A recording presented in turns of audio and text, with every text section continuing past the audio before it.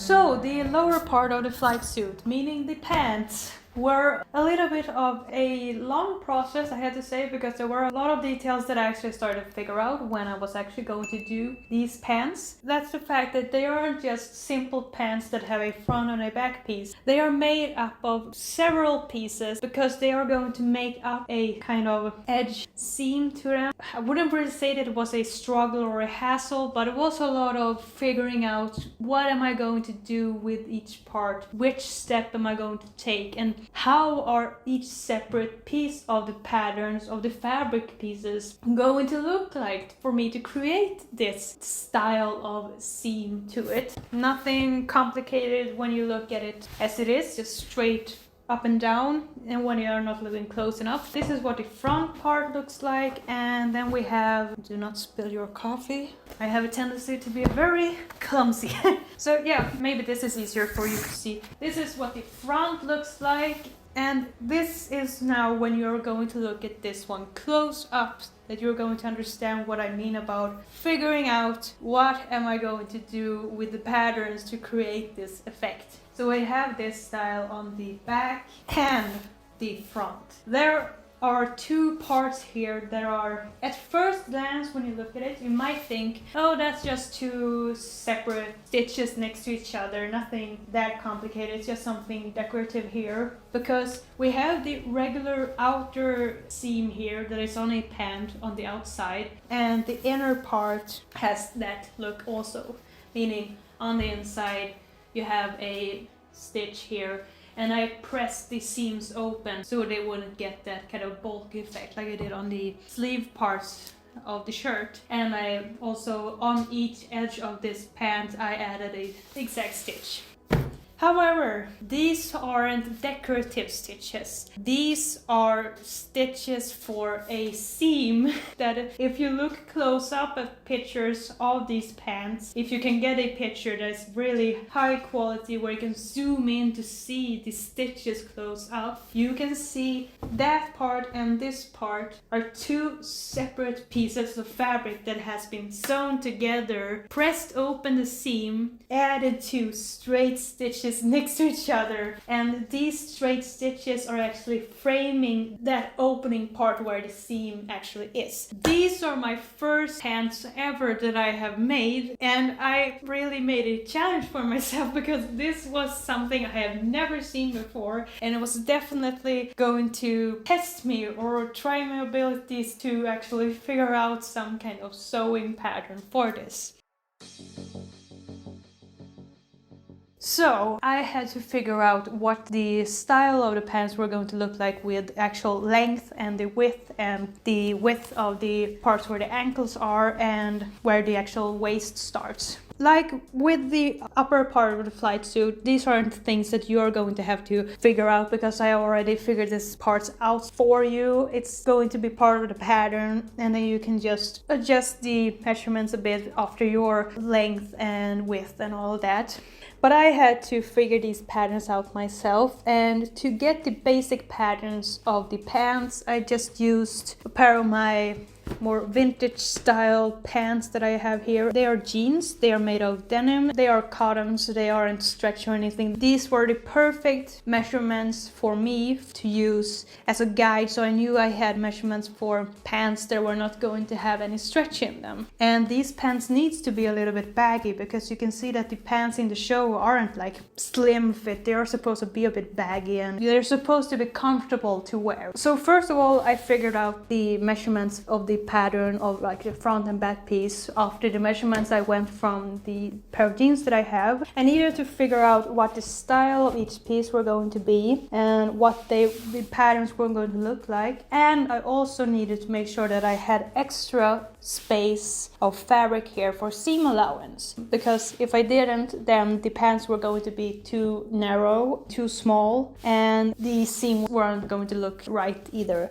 So the first part of the pants that I actually started working on was the front pieces. It has a little bit more complicated pieces because it has this part that is here and it has these two separate pieces here. So it's 4 panels, but they are the exact same, but opposite details on the other side or the other leg. And the lower part of the pants actually has this decorative piece of fabric that has these folded edges and a double seam. But this one is only sewn on top of this part of the pant here, but the edge here of this decorative piece is actually supposed to go inside the seam that is here. It's not sewn on top of the pant. It actually just goes inside of the seam here, and then it actually is stitched attached with this seam continuing over top of it all the way down here, because down here you can see it is folded, and that's great because it leaves a nice looking edge here, nice looking finish to the pants. But it's a little bit tricky if you don't think about the steps on how you're sewing these pieces together. If you're thinking too fast, you're going to miss that part. So that means that the bigger part of the front part of the leg was going to have this one sewn to it before this one and this one are attached with this pressed open seam here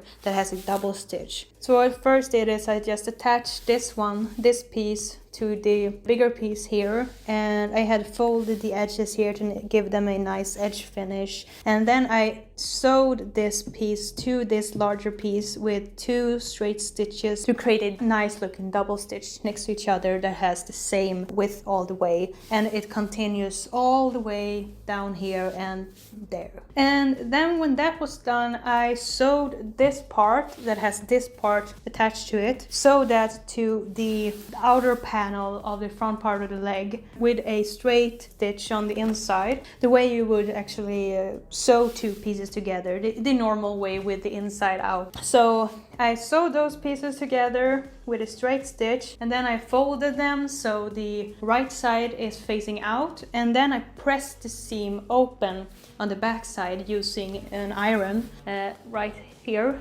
And then after that I went over with 1 straight stitch down here, so it goes over this piece that is attached here. And then I went over with a parallel stitch on the other side, so the outer panel of the pant has also gotten this nice straight stitch to it. And that makes sure that the pressed open seam, the flaps of the pressed open seam stays in place because you have added 2 straight stitches to it. And also it leaves the look of the seam here that you can see, or at least what I think they used when they created these pants. So that's how you do this seam here. In the end, when I explain about it, it isn't that complicated. It was all about figuring out the steps on how to do this and which parts to sew together first before you attach it to the other piece. Then when the front panels of the pant was done, it was time to work on the back part, and those 2 panels, they are the exact same steps as the front panels, apart from the fact that the back side doesn't have that kind of extra piece here that is going to be sewn together in this pressed open seam. It's just 2 separate panels of fabric that has this pressed open seam that is double stitched, and it goes in sort of a curve so it rounds up when you get close to the bum area. That's nothing complicated about that. So now we have a front and a back piece, and now it's time to actually attach these pieces together to actually start to see them turning into something that looks like a pant. But we have these 2 fabric pieces.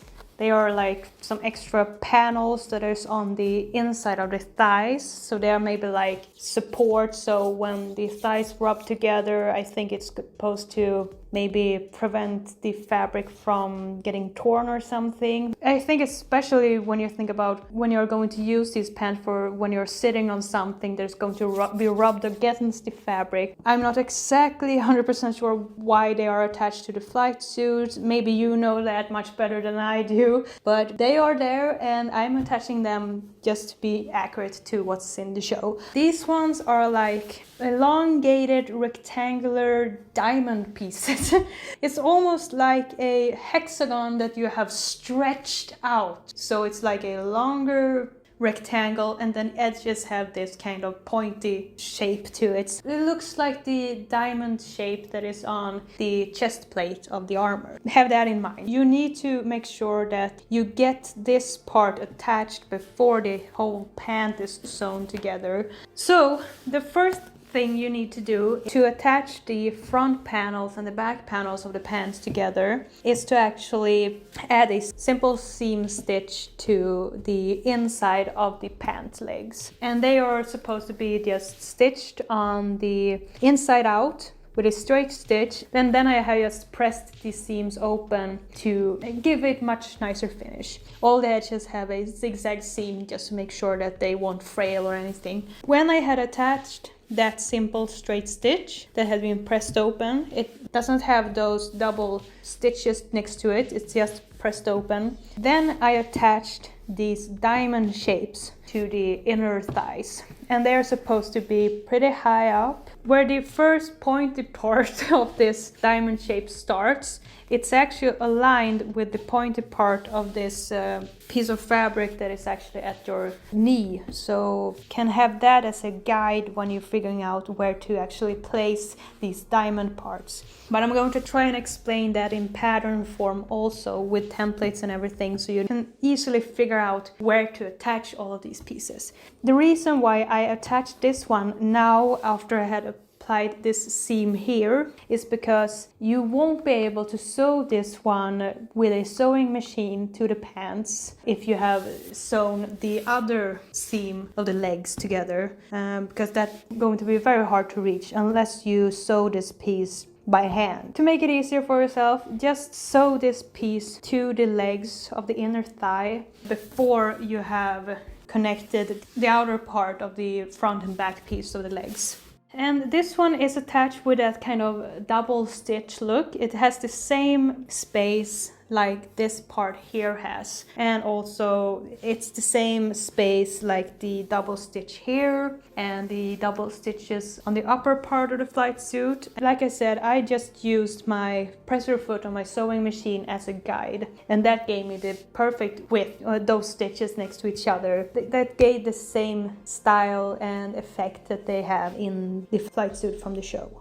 And before I actually sew these pieces to the pants, just like I have done with some of these separate fabric pieces that are going to be attached to the fabric that you're working on, I made sure that I had folded the edges of these diamond pieces and I had glued them with a little bit of fabric glue just to make sure that they are pressed in place when I start to sew the pieces using the sewing machine. It gives a nicer finish and makes it a lot easier for you to actually work on attaching all of these pieces together. And when that was done, I decided to start to sew this seam in place. That's when I actually start to attach these extra pieces for the parts that you can attach a zipper or buttons, but it's just the front flap here of the pants. And so I attached a separate piece of fabric here that was folded over, so it's like a long rectangular piece that's attached here and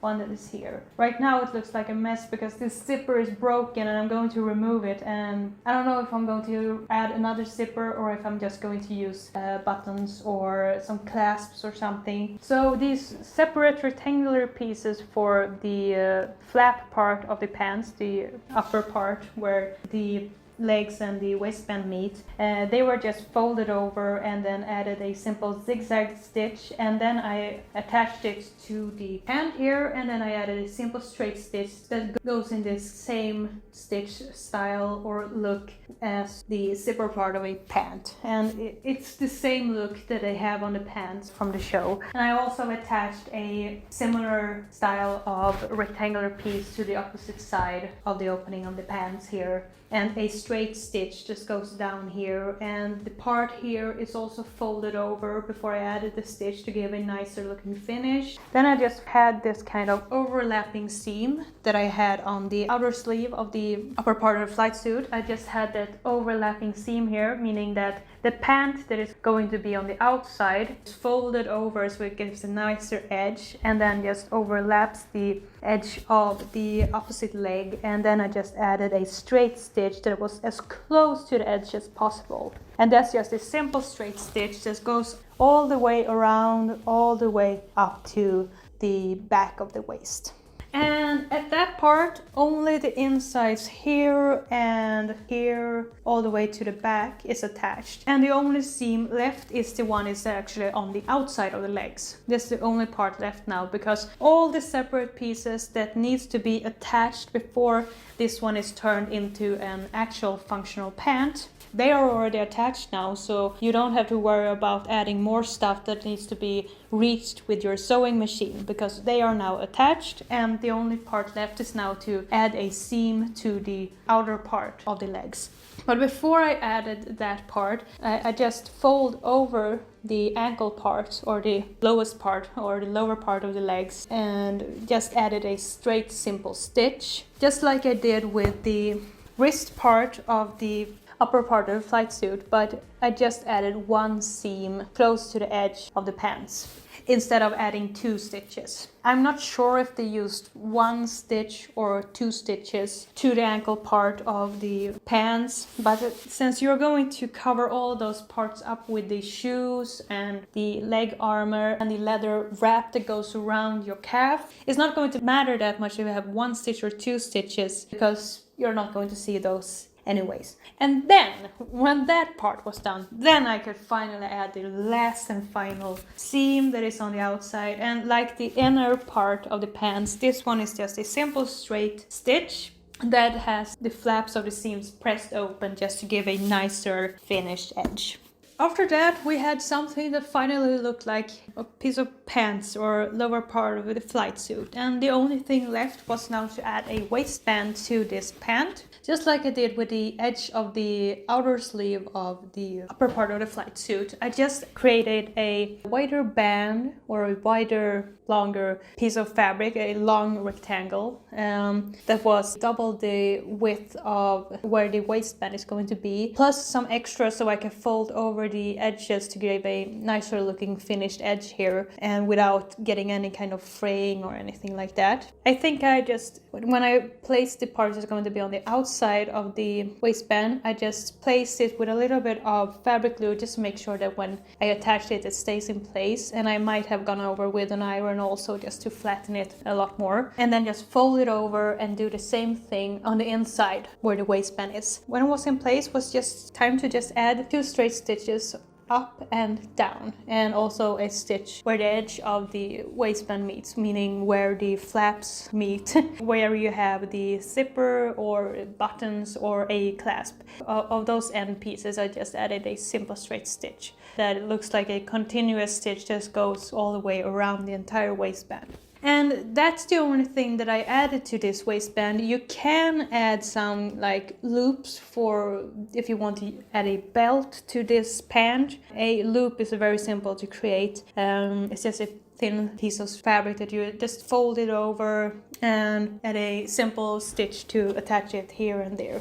But obviously these pants aren't finished yet, because I am going to have to figure out a much better way to get dressed in these pants and make sure that they stay in place, because now the zipper here wasn't good quality, so it broke, and I'm just going to remove this part of the zipper and then just figure out if I want another zipper or if I want just buttons or clasps. But that's an issue for later, but this is the style of the overall pants. Once I actually figured out how to create these, wasn't really that complicated. It was all about knowing each step and how to create that effect. Going to make patterns for these so you don't have to do the struggles that I had. The only thing that you have to do is just adjust it so it fits your measurement. And it's all about, you know, you can increase or decrease the measurements, the length and the width and all of that. So to actually adjust some measurements isn't really that complicated. And this style of seam is the one I was talking about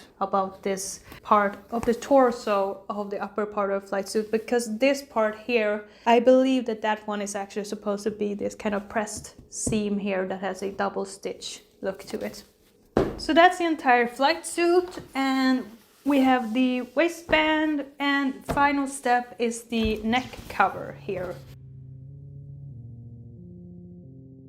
And this one, it was a little bit tricky because you wanted this one to be following the shape when you think about your chin and your cheekbones and your neck. So it has to be following the natural shapes of your body.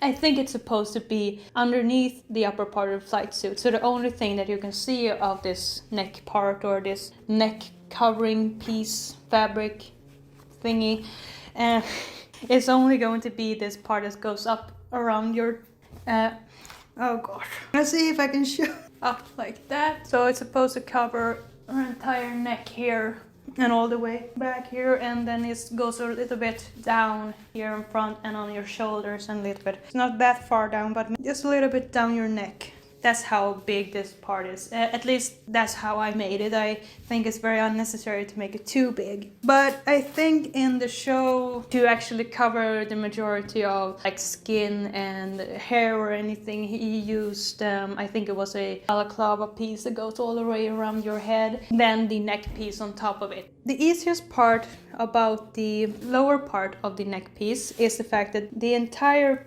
length part here, if you go around like that, it follows the shape of, if you think about the shape that the neck part has here and also combine it with part of the back side, that's the shape that you're going for when it comes to this piece that is here. But as you can see, when you fold it like that straight, it has all of these kind of, if you think about the flounces on a dress or a skirt, you're supposed to have the fabric like that, and then you're going to cut it in a circle, and when you straighten out the fabric, it's going to leave you this flouncy look to it. It's not 100% like that because it's a little bit, it's not 100% circular. It's more like a oval shape to this part because it's going to follow the shape of the front and back piece of the neck part, of the upper part of the flight suit. Also, one thing you notice is the fact that this neck piece is just one piece, one whole piece. It isn't separate pieces that are sewn together. It's one whole piece, and then the neck part here is just sewn to it. So I just figured out what this shape was going to look like, and then the actual neck part, I measured out how far from neck here and all the way up to my chin, how far that distance was, and then I just made sort of a curve shape here, and then I made sort of an angle here because that would make it more flush to the actual neck, because it isn't like straight shape on a neck, it's more of a curve, so I made it more diagonal curve here. And even though it might look like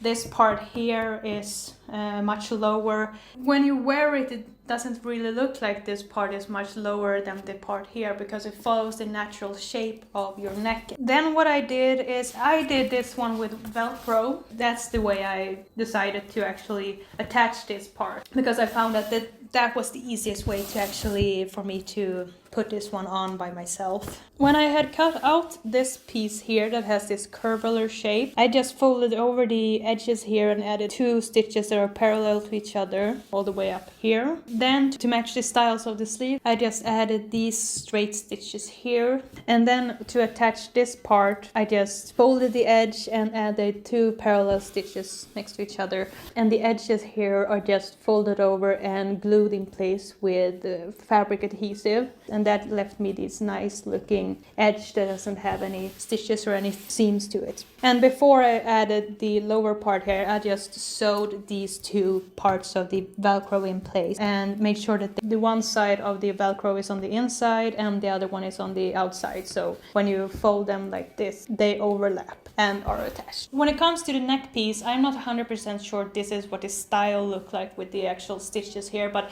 I just added the stitches like this because it matches the style of the sleeves. It does its job and it covers up all the parts of your neck and up to your face. I don't get that bothered by it if it's not 100% sure. The decorative stitches there are on the original, it's still going to do its work. So if you realize that the stitches are going to look different on the original, then just do the decorative stitches that looks more accurate for you. But this is just so you get the right style for the fabric to go around your neck. A little bit of a bonus part here, but this is only if you had the same issues that I had when it comes to the color of the fabric. This is cotton twill because that's what when I was researching what fabric was used for the flight suit, the majority of the answers that I got from different places was that they used cotton twill. And when I looked close up at pictures that I could find of the flight suit and looked at what the close-ups of cotton twill looks like, it looked very similar to the fabric that was used in the show. So I went for cotton twill. It looks pretty darn accurate to me with the finished look that I got, finished result. But sadly, the fabric that I got had a color that was more of a beige tone to it, or sand beige. So it was very bright. It wasn't the right shade. So I had to do some experimenting with fabric dye to get the right shade, because I knew that the waistband is another shade than what the actual flight suit is.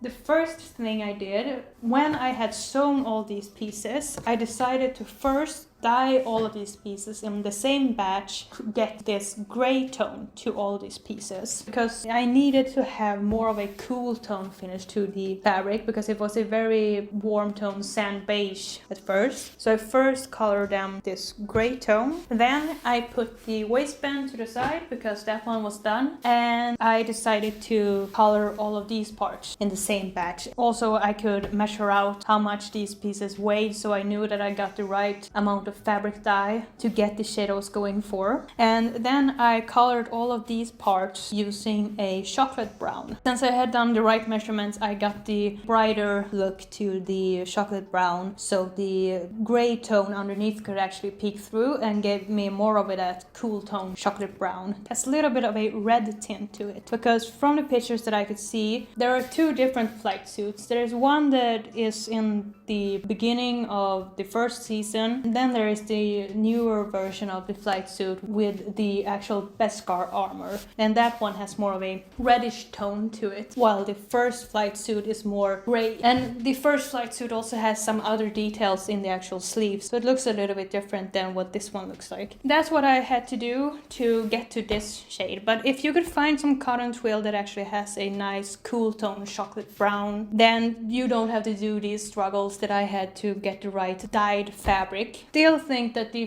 colors for the actual waistband are supposed to be more towards the brown tone, but I needed the waistband to have another shade than the actual flight suit. This one was, you know, that sand base first, and then I colored it in with this gray dye, and it still works for this, and I don't really mind if this one isn't 100% like the shade of the waistband in the show. It's still going to match all of the other shades. They're going to be in the same color family, So I hope you really enjoyed this video about how to create the soft parts of the Mandalorian costume that is going underneath all the armor. If you have any questions, just feel free to leave a comment. And if you have any questions about how to actually get some of these patterns or templates of these parts and the armor that is going to be in upcoming videos, you can just send me an email, and all the information is going to be in the description of this video, and we can work from there. Yeah, so that's all I was going to talk about in this video, and I'll see you in the next part of the Mandalorian costume.